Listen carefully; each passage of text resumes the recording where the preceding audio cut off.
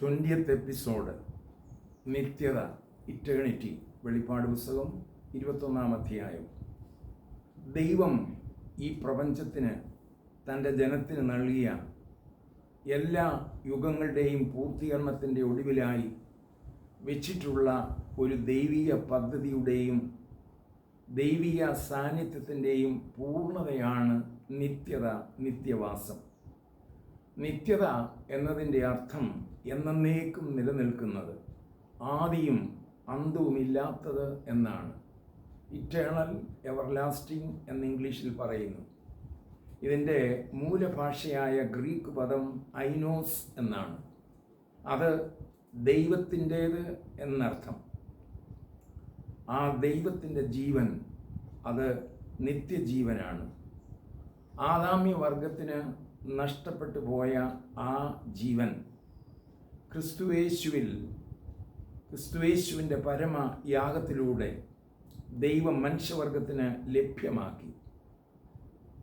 ക്രിസ്തുവിൻ്റെ സഭ ഈ ലോകജീവിതം കഴിയുമ്പോൾ കർത്താവിനോടുകൂടെ പ്രവേശിക്കുന്നത് നിത്യകൂടാരങ്ങളിൽ, ഭവനങ്ങളിലേക്കാണ്.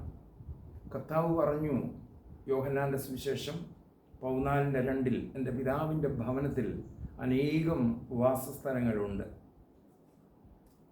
നിത്യത ക്രിസ്തീയ ജീവിതത്തിൻ്റെ പരമലാക്കാണ്, രക്ഷയുടെ പൂർത്തീകരണമാണ്.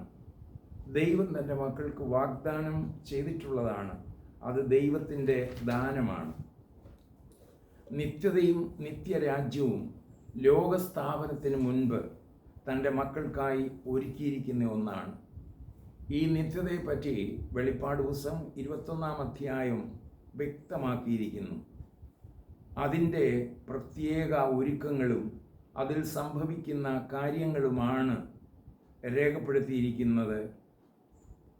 അത് ഒന്ന്, ദൈവം ഒരുക്കുന്നത്, പുതിയ ആകാശവും പുതിയ ഭൂമിയും. വെളിപ്പാട് 21:1 മുതൽ 5 വരെ.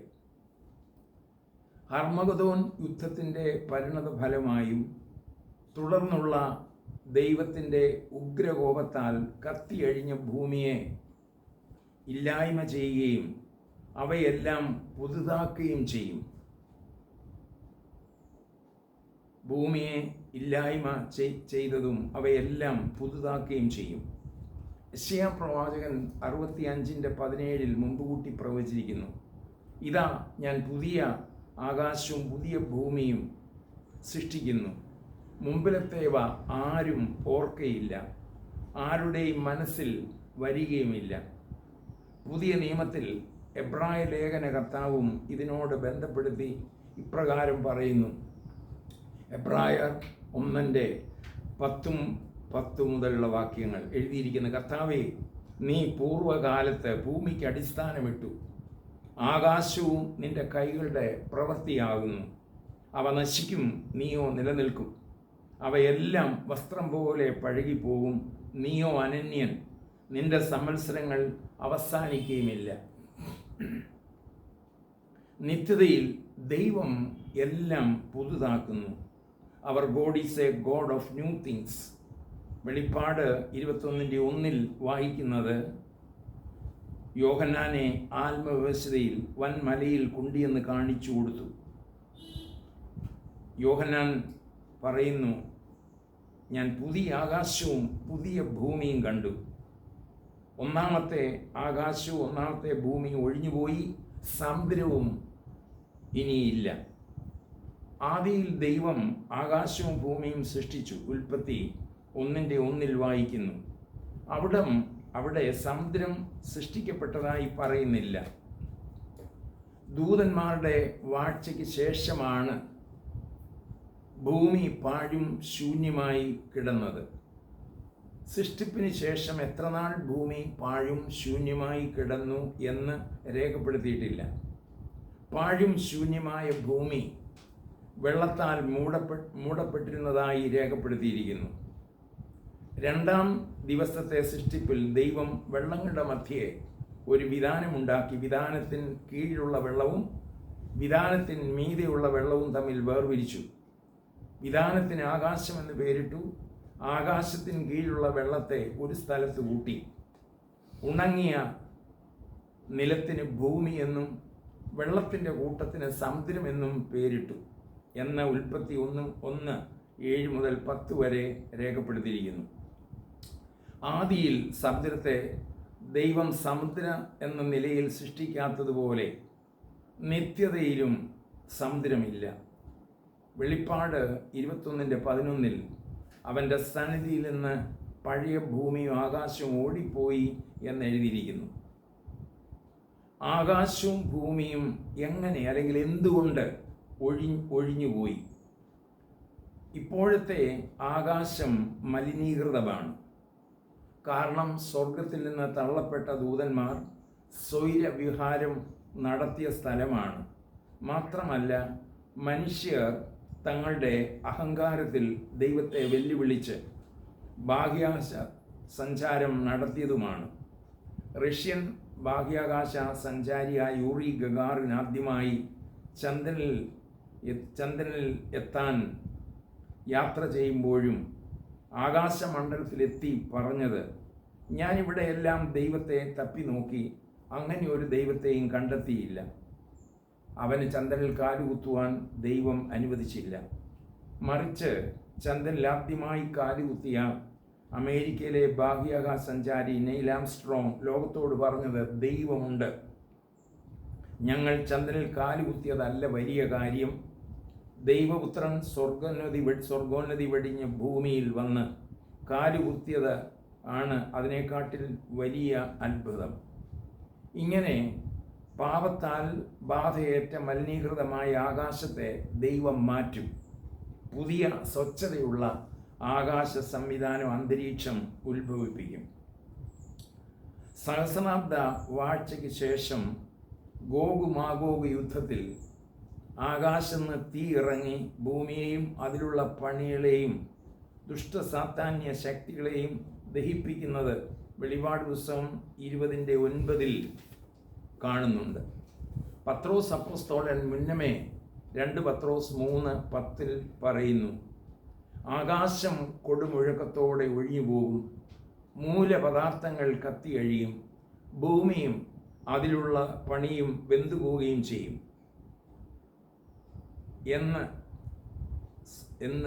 എന്നത് അത് സംഭവിക്കുന്നു.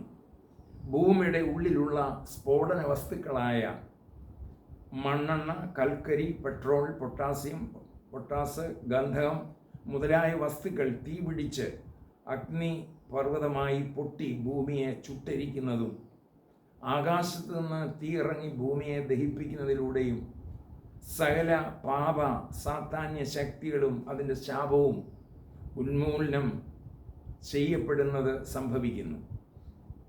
അനന്തരം ദൈവത്തിൻ്റെ പരിശുദ്ധാത്മാവ് പുതിയ ഭൂമിക്ക് രൂപവും ഭാവവും നൽകും. കായിൻ്റെ കാലം മുതൽ ഗോഗ് മാഗോഗ് യുദ്ധം വരെയും കോടാനുകോടി മനുഷ്യരെ വിഴുങ്ങിയ ഭൂമി, സകലവിധ മ്ലേച്ഛ പാപങ്ങളാലും അകൃത്യങ്ങളാലും നിറഞ്ഞ ഭൂമി, കൊലപാതകത്തിലൂടെ ഹാബേലിൻ്റെ രക്തം മുതൽ ചൊരിഞ്ഞ കുടിച്ച് കുതിർത്ത ഭൂമി, ശപിക്കപ്പെട്ട ഭൂമി മാറിപ്പോകുന്നു, പുതുതാക്കപ്പെടുന്നു. അതുപോലെ സാത്താന്യ താവളമായി തീർന്നിരിക്കുന്ന ആകാശ അന്തരീക്ഷവും ദൈവം ശുദ്ധീകരിച്ച് പുതുതാക്കപ്പെടുന്നു. ഇവിടെ ദൈവം ഭൂമിയെ ഒരിക്കലും മാറ്റമില്ലാതെ അതിൻ്റെ അച്ചണ്ടയിൽ നിർത്തിയിരിക്കുക. എന്നാൽ മാറ്റപ്പെടുന്നതെല്ലാം അതിൻ്റെ കോസ്മോസ് പണികളും അതിൻ്റെ ഉപരിതലത്തിൻ്റെ എല്ലാമാണ് എന്ന് നമ്മൾ മനസ്സിലാക്കണം. വിശുദ്ധ പൗലോസ് 2 കോരിന്തി 5:17 പറഞ്ഞിരിക്കുന്നു, ഒരുവൻ ക്രിസ്തുവിലായാൽ പുതിയ സൃഷ്ടിയാണ്, പഴയതെല്ലാം കഴിഞ്ഞുപോയി, പുതിയതായി തീരുന്നു. അതേ പുതിയ അനുഭവം ദൈവം നിത്യതയിൽ ആകാശത്തിനും ഭൂമിക്കും ശുദ്ധീകരിച്ച് നൽകപ്പെടുന്നു. 2 സമുദ്രമില്ലാത്ത പുതിയ ഭൂമി. ദൈവം നിത്യതയ്ക്ക് വേണ്ടി ഒരുക്കിയെടുക്കുന്ന പുതിയ ഭൂമിയിൽ മഹാസമുദ്രങ്ങൾ ഉണ്ടാകുകയില്ല. ഇന്ന് ഈ ഭൂമിയുടെ 3/2 ഭാഗവും സമുദ്രമാണ്. പുതുവാന ഭൂമിയിൽ 100% കര മാത്രമായിരിക്കും. എന്നാൽ ഇതിൻ്റെ കാരണം നാം അതറിയണം. സമുദ്രം ന്യായവിധിയുടെ പ്രതീകമാണ്. ഉൽപ്പത്തി 3:17 പ്രകാരം പാപനിമിത്തം ഭൂമി ശാപഗ്രസ്തമായി. അതിനാൽ അന്നുള്ള ഭൂമി ജലപ്രളയത്തിൽ മുങ്ങി നശിച്ചു. ഉൽപ്പത്തി 7:2 നാം അത് കാണുന്നു. ഭൂമിക്ക് 5 അവസ്ഥ വേദപുസ്തകം പറയുന്നതായിട്ട് കാണുന്നു. ആദ്യത്തേത് ദൈവം ആദിയിൽ സൃഷ്ടിച്ച ഭൂമി. രണ്ടാമത് ദൂതഗണം പാപം ചെയ്തതിൽ പാഴും ശൂന്യമായി തീർന്ന ഭൂമി. മൂന്നാമത്തെ ദൈവാത്മാവ് വെള്ളത്തിന്മേൽ പരിവർത്തിച്ച് പുതുക്കിയെടുത്ത വാസയോഗ്യമായി തീർന്ന ഭൂമി. നാലാമത്തെ ഭൂമിയാണ് ഇപ്പോഴുള്ളത്. ഇപ്പോഴത്തെ ആകാശവും ഭൂമിയും അതേ വചനത്താൽ തീക്കായി സൂക്ഷിച്ചിരിക്കുന്നു എന്ന് 2 പത്രോസ് 3:6-7 നമ്മൾ കാണുന്നു. ഭൂമിയുടെ 5ാമത്തെ അവസ്ഥയത്രേ പുതുവാന ഭൂമി. ദൈവം ഈ ലോകത്തെ പാപവും ദുഷ്ടത നിമിത്തം വെള്ളം കൊണ്ട് ന്യായം വിധിച്ചു. കടലിൻ്റെ ഓരോ ഓളങ്ങളും തിരമാലകളും നീതിമാനും വിശുദ്ധനുമായ ഒരു ദൈവം ഉണ്ടെന്നും ദുഷ്ടതയും അനീതിയും അവൻ ശിക്ഷിക്കാതെ വിടുകയില്ലെന്നും ലോകത്തെ ഓർമ്മപ്പെടുത്തുകയാണ് ചെയ്യുന്നത്. വെളിപ്പാട് 20:11-15 വരെ അന്ത്യ ന്യായവിധിയും ദൈവം നടത്തി കഴിയുന്നു. ഇപ്പോൾ എല്ലാം ന്യായവിധികളും കഴിഞ്ഞു പോയതുകൊണ്ട് സമുദ്രം നിത്യതയിലില്ലാതെ പോയി. അതുകൊണ്ട് പുതിയ ഭൂമിയിൽ സമുദ്രം ഒഴിവാക്കി പഴയതെല്ലാം കഴിഞ്ഞു പോകുന്നു. പുതിയ ഭൂമിയിൽ ജീവജല നദി മാത്രമേ ദൈവം അനുവദിച്ചിട്ടുള്ളൂ. സമുദ്രം ഇല്ലാതെ ആയതിനാൽ ദൈവമക്കൾക്ക് എല്ലാവർക്കും ആസ്വദിച്ച് ജീവിക്കുവാൻ വിസ്താരമുള്ള ഭൂമിയെ ഒരുക്കിയിരിക്കുന്നു.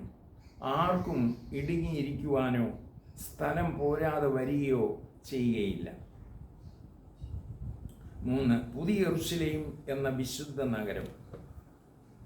വെളിപ്പാട് 21:2 പുതിയ യെരൂശലേം എന്ന വിശുദ്ധ നഗരം ഭർത്താവിനായി അലങ്കരിച്ചിട്ടുള്ള മണവാട്ടിയെപ്പോലെ ഒരുങ്ങി സ്വർഗത്തിൽ നിന്ന് ദൈവസന്നിധിയിൽ നിന്ന് തന്നെ ഇറങ്ങുന്നത് യോഹന്നാൻ കണ്ടു.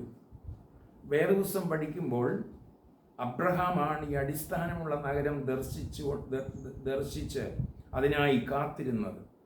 എബ്രായ ലേഖനം 11:9-10 വരെ കാണുന്നു. വിശ്വാസത്താൽ അവൻ വാഗ്ദത്ത ദേശത്ത് ഒരു അന്യദേശത്ത് എന്ന പോലെ ചെന്ന് വാഗ്ദത്തിന് കൂട്ടവകാശികളായ ഇസഹാക്കിനോടും യാക്കോബിനോടും കൂടെ കൂടാരങ്ങളിൽ പാർത്തുകൊണ്ട് ദൈവം ശില്പിയായി നിർമ്മിച്ചതും അടിസ്ഥാനമുള്ളതുമായ നഗരത്തിനായി കാത്തിരുന്നു. മാത്രമല്ല പുതിയ യെരൂശലേം എന്ന വിശുദ്ധ നഗരം കർത്താവ് സഭയ്ക്ക് വാഗ്ദത്തം ചെയ്തതത്രേ. യോഹന്നാൻ 14:2 കർത്താവ് പറഞ്ഞ നിങ്ങൾക്കായി സ്ഥലം ഒരുക്കുവാൻ പോകുന്നു.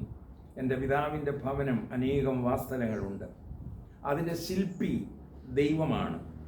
ദൈവം തൻ്റെ പുത്രൻ്റെ മണവാട്ടി സഭയ്ക്കായി പുത്രനോട് ചേർന്ന് പ്രത്യേകം പണിയുന്നതാണ്. എബ്രായർ 12:22 പറഞ്ഞിരിക്കുന്നു, ജീവനുള്ള ദൈവത്തിൻ്റെ നഗരമായ സ്വർഗീയ യെരൂശലേമിനും അനേകായിരം ദൂതന്മാരുടെ സംഘത്തിനും അടുക്കയത്രേ നിങ്ങൾ വന്നിരിക്കുന്നത്. യെരൂശലേം എന്നതിന് സമാധാനത്തിൻ്റെ നഗരമെന്നർത്ഥം. പഴയ യെരൂശലേം അസമാധാനത്തിൻ്റെയും അശാന്തിയുടെയും തകർക്കപ്പെടലിൻ്റെയും പണിയപ്പെടലിൻ്റെതുമായ നഗരമായിരുന്നു. എന്നാൽ പുതിയ യെരൂശലേം നിത്യസമാധാനത്തിൻ്റെയും ഇനി ഒരിക്കലും നശിക്കാതെ ശാന്തിയുടെയും തേജസ്സിൻ്റെയും നഗരമായി തീർക്കുന്നു. അത് ഏറ്റവും കമനീയമായി രൂപകൽപ്പന ചെയ്ത് പണിതിരിക്കുന്നു. ലോകത്തിലെ ഒരു ശില്പിക്കും രൂപകൽപ്പന ചെയ്യാൻ പറ്റാത്ത സൗന്ദര്യവും രൂപവും ഭാവവും അടങ്ങിയതാണ്. ഭർത്താവിനായി അലങ്കരിച്ചിട്ടുള്ള മണവാട്ടിയെ പോലെ എന്ന ആലങ്കാരിക ഭാഷയിൽ യാഥാർത്ഥ്യം വെളിപ്പെടുത്തിയിരിക്കുന്നു. വിശുദ്ധ പൗലോസും ഇത് മുന്നമേ ദർശിച്ചു പറഞ്ഞിട്ടുണ്ട്.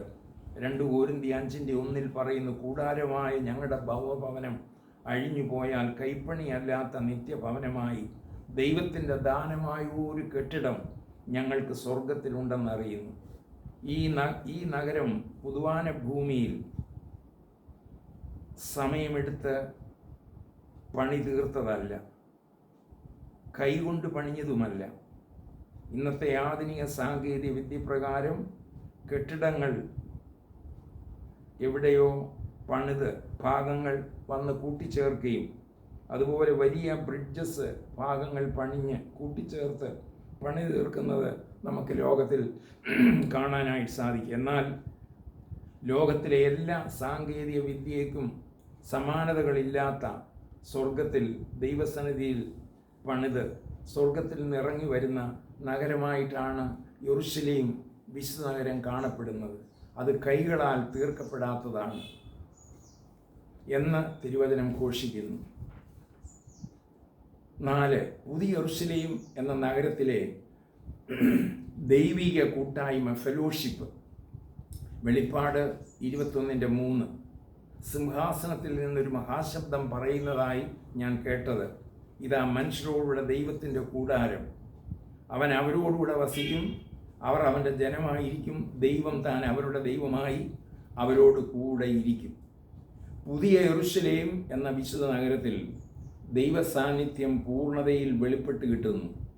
ഇവിടെ മനുഷ്യരോടുകൂടെ ദൈവത്തിൻ്റെ കൂടാരം, ദൈവം അവരോട് കൂടെ വസിക്കും. കൂടാരം എന്നതിന് 2 വാക്കുകളും 2 അർത്ഥവുമുണ്ട്. ഗ്രീക്ക് ഭാഷയിൽ സ്കെനെ എന്ന ഒരു വാക്കും ഷെക്കീന എന്ന മറ്റൊരു വാക്കുമുണ്ട്. സ്കെനെ എന്നതിന് ടാബർനാക്കിൾ എന്നാണ്. 1 ദിനവൃത്താന്തം 17:5 പറയുന്ന പ്രകാരം സമാഗമന കൂടാരം എന്നർത്ഥം. അത് മാറ്റി മാറ്റി അടിക്കുന്നതും മാറ്റി മാറ്റി അടിക്കുമ്പോഴും ദൈവസാന്നിധ്യം വരികയും പോവുകയും ചെയ്യുന്നതായിരുന്നു. 1 രാജാക്കന്മാർ 8, 10, 11 കാണുന്ന പോലെ കൂടാരത്തിൻ്റെ മുകളിൽ മേഘം വന്നു നിൽക്കുമ്പോൾ ദൈവസാന്നിധ്യം വരും. മേഘം മാറുമ്പോൾ അത് മാറിപ്പോകും. അതുപോലെ മേഘസ്തംഭവും അഗ്നിസ്തംഭത്തിലും തൻ്റെ ജനത്തെ നടത്തി. എന്നാൽ ഷെക്കിന എന്നത് ദൈവമഹത്വം, ഗ്ലോറി ഓഫ് ഗോഡ് എന്നാണ്. ദൈവമഹത്വമാകുന്ന കൂടാരം അത് മാറിപ്പോകാതെ പൂർണ്ണതയിൽ മാറ്റമില്ലാത്ത സ്ഥിരമായി അനുഭവിക്കാവുന്നതാണ്. പുതിയ ആകാശത്തിലും പുതിയ ഭൂമിയിലും പുതിയ യെരൂശലേമിൽ ദൈവസാന്നിധ്യം സ്ഥിരമായിട്ട് നിൽക്കുന്നു. അവൻ്റെ ഷെക്കിനയുടെ മഹത്വത്തിൻ്റെ കീഴിൽ മുഖം കണ്ട് ദൈവജനത്തിന് ആരാധിക്കാൻ സാധിക്കുന്നു. വലിയ കൂട്ടായ്മ, വലിയ ഫെലോഷിപ്പ് അനുഭവമാക്കാൻ സാധിക്കുന്നു. ഈ കൂട്ടായ്മയിൽ ചില കാര്യങ്ങൾ നടക്കുന്നു. വെളിപ്പാട് പുസ്തകം 21:4-5 വാക്യത്തിൽ രേഖപ്പെടുത്തിയിരിക്കുന്നു. ദൈവം തൻ്റെ മക്കളുടെ കണ്ണിൽ നിന്ന് കണ്ണുനീർ തുടച്ചു കളയും. ഇനിയും മരണം ഉണ്ടാകുകയില്ല, ദുഃഖവും മുറവിളിയും ഇനിയും ഉണ്ടാകുകയില്ല. ആ കൂട്ടായ്മയുടെ പ്രവർത്തികൾ വെളിപ്പാട് 7:15-17 വാക്യത്തിലും രേഖപ്പെടുത്തിയിട്ടുണ്ട്.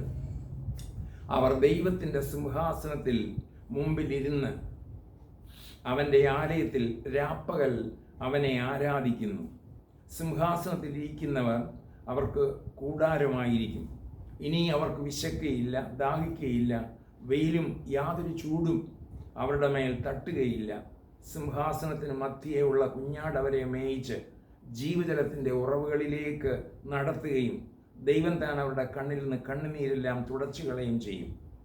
പുതിയ യെരൂശലേമിലെ ദൈവിക കൂട്ടായ്മയുടെ അനുഭവങ്ങൾ ഭാവനാതീതമാണ്.